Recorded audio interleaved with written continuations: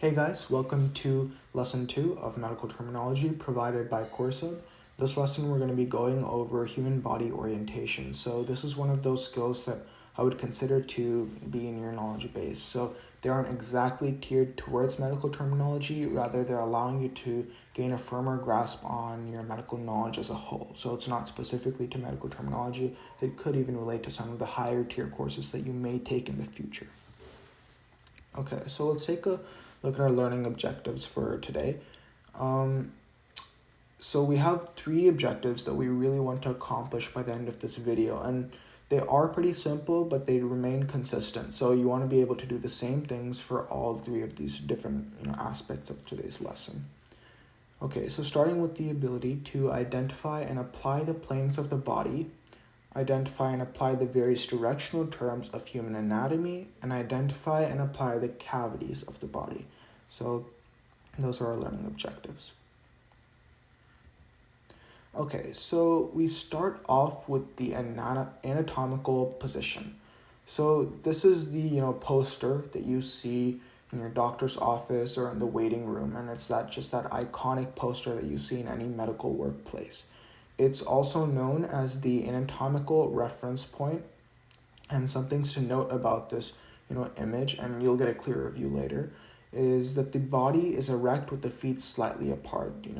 The feet in this picture aren't as apart as they should be, but in the next slide you'll be able to see it more clearly. And it's in what you would call a standing at attention pose. This doesn't mean, obviously, it's not saluting or anything, but it's the fact that the body isn't slouched over, it's not curved, and none of the ligaments are flexing, and there's no curvature within the ligaments. Everything is straight, and it's in an orientation that involves the human body standing upright and straight. That's just all the standing at attention pose means.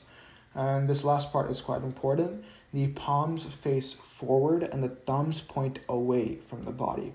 Essentially, this is saying that from a viewer's perspective, the palms would be facing them and the thumbs would be facing away from the body of the image. So the thumbs would also usually be facing you. They could be facing outward, but whatever it is, the thumbs would be facing. They aren't curved, they're facing away from the body. So if by your teacher or by someone you're asked to draw the anatomical position, make sure that the thumbs the palms are faced forward, but the thumbs aren't balled up in a fist, but they're pointing away from the body. One more thing to go over, it's known as the anatomical reference point. It's because that's what the reason it's known as the anatomical reference point is because that's what it is.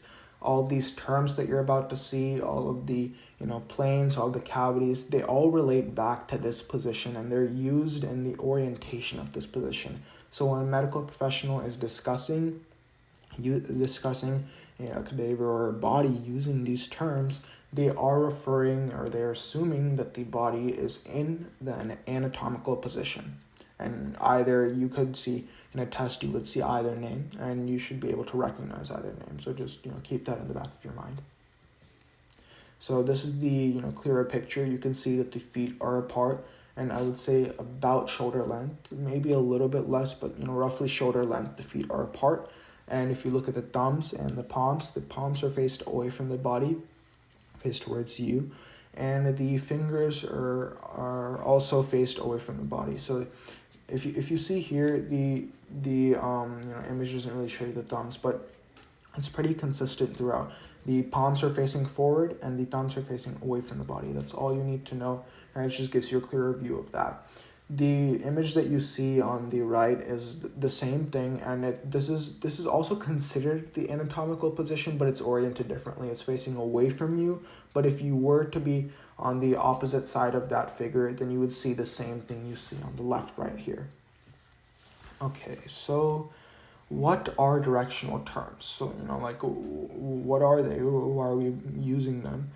Just to answer the what aspect of this question, the directional terms, the main idea of them is that they allow us to explain exactly where one body structure is in relation to another. So these are terms by the name that are pretty straightforward. They just allow us to really explain where one body structure is in relation to another, where my fingers are in relation to my head, where my Chin is in relation to my knees. All these directional terms do is provide, well, direction. So why? Why directional terms? Why can't we just say it's, maybe it's right here compared to it, or, it's above or below?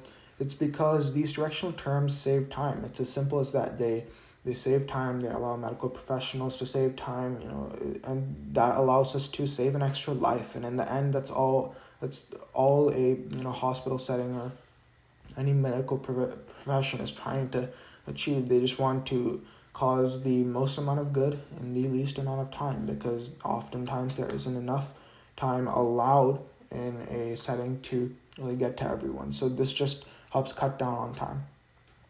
It ensures that doctors and technicians have a shared method of communicating. So when you're going to let's put yourself in the mind of a doctor who's going to a professional who just read an MIT scan, if they, or any sort of scan, right? Whether it be MRI scan or CT scan, regardless of what they're doing, they have to be able to communicate with each other where something is located within the body or where something is located in relation to a body structure. It just provides that really universal way of communicating across professions and across hierarchy. Even a nurse could be talking to one of the top surgeons in the world, and they'd still be able to communicate with each other using these directional terms. And finally, knowing these terms makes describing more clear. It just makes the whole process more efficient, and that's what it's all about. Okay, so these tables, and by no means do I ask you to memorize or keep these to heart right away. This will come through time, and you can review these at your own time, and I'll just go through them really quickly for you. And once again, I'm not expecting you to memorize anything. Just keep them in the back of your mind and try to become as familiar as possible as you can with them, because we want to apply and integrate them later on. Okay, starting with the superior, otherwise known as the cranial term. And the definition is toward the head end or upper part of the structure or the body. And in a nutshell, it just means above. So the head is superior to the abdomen. Your head is above your stomach. Inferior or caudal, away from the head end or towards the lower part of a structure or the body. Below. So the navel is inferior to the chest. Your belly button is below your chin. And those first two are pretty straightforward. And these next two. Anterior is another, ventral is an alternate form of this. And it just means towards or at the front of the body, in front of. The breastbone is anterior to the spine, so your chest area is going to be in front of your spine, and that makes sense because your pectoral area is in front of your spine in relation to your body. And as you can guess, posterior means back toward or at the back of the body, behind. And another way of saying that is dorsal. The heart is posterior to the breastbone, so your heart is going to be behind your chest area. And next we get into a little bit more of, I would say, relative terms. So medial is toward or the midline of the body, on the inner side of the body. So if you imagine a pole that goes through your body, it's similar to the north-south pole that goes to the center of the earth. Imagine that going through your body. That center really pole that just goes to the exact center of your body. And the heart is medial to the arm. So in a nutshell, the heart would be closer to that pole than your arm would be. So your heart is closer to the center of your body than your arm. Lateral is away from the midline of the body or on the outer side of the body. So your arms are lateral to your chest. So your chest would be closer to the body than your arms. And the arms would be further away from your body than the chest. Just interchangeable ways of saying different things. Saying the same thing, pardon me. Intermediate is between a more medial and a more lateral structure. The collarbone is intermediate between the breastbone and the shoulder. So this is kind of related to the previous two terms. Essentially what it's saying is that it's in the middle of that area. The collarbone is intermediate to your breastbone and your shoulder. So it's in between those two body structures. Proximal is closer to the origin of a body part or the point of an attachment of a limb to the body trunk. That was a mouthful.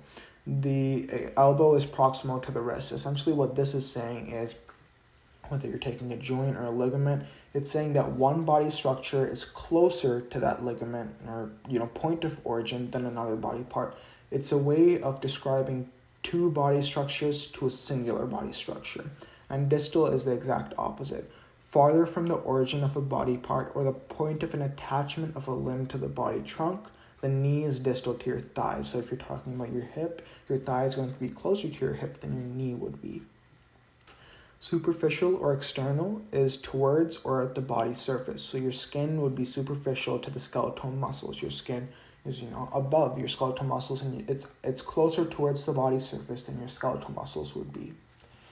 Deep or internal is away from the body surface. It's more internal. So it's pretty straightforward. Your lungs are deep to the skin. So your lungs are more or further from the body's surface than your skin is.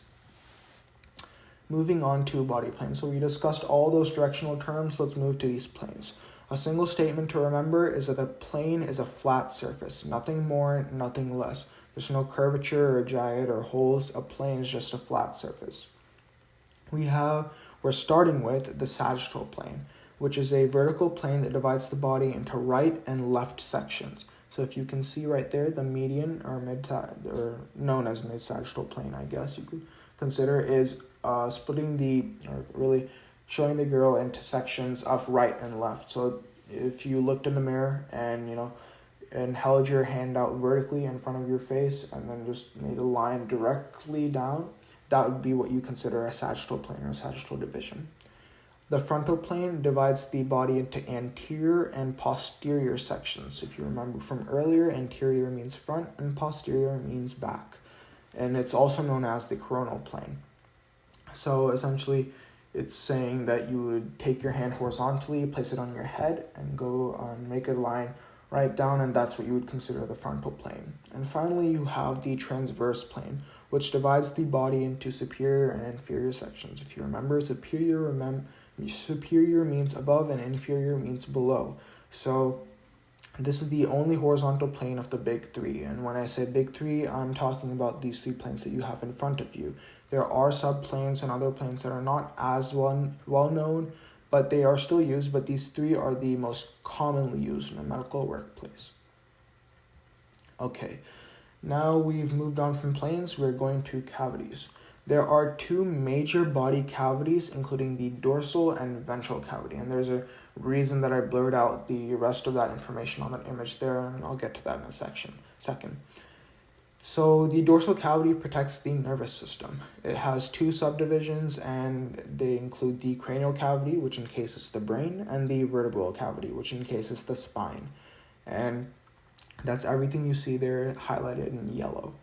The ventral cavity also has 2 subdivisions, and they include the thoracic cavity, which encases the ribs and the stomach, and the abdominal pelvic cavity. Yeah, you can say that again. Abdominal pelvic cavity, which encases the stomach, spleen, intestines, liver, bladder, etc. So it also, contains your reproductive system, all that area around your pelvic region. So as you can see there, it's everything that's highlighted in the red. And I gave you a lateral and anterior view. And lateral, if you can remember, is away from the midline. Anterior is a front view, and that's what it shows there. Just these are going to be consistent throughout all the lessons. You're going to want to know and be familiar with all these directional terms. See, even in these images, you see that they're commonly used. So it's good to be familiar with them. And once again, just restating, you can see that's a key there too. But the dorsal body cavity is highlighted in yellow, and the ventral body cavity is highlighted in red. And once again, the cranial cavity encases the brain, so you can see in that head area right there, the brain is highlighted in yellow because it encases the brain, and the vertebral cavity encases the spine, which is why the spine is also covered in yellow. And those are the 2 components that make up the dorsal cavity. And the ventral cavity also has 2 subdivisions, the thoracic cavity and the abdominal pelvic cavity. And that's just all of that red you see there, all those organs and going all the way down to your reproductive area.